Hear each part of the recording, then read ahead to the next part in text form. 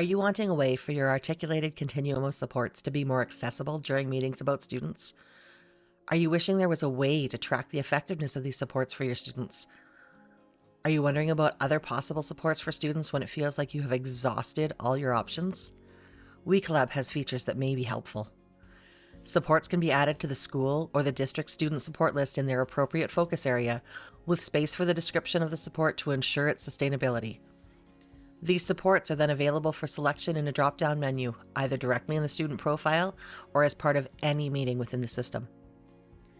Users then update the supports for their effectiveness in the student profile. These details remain connected to the student so that the current and past information can be reviewed to inform decisions. The Student Support Network can be navigated by searching keywords, focus areas, or support types in order to view interventions, strategies, and accommodations entered into WeCollab by other users of the system and then vetted by Jigsaw Learning to avoid duplication and enhance the robustness of the database. Schedule a conversation with our WeCollab team to learn more.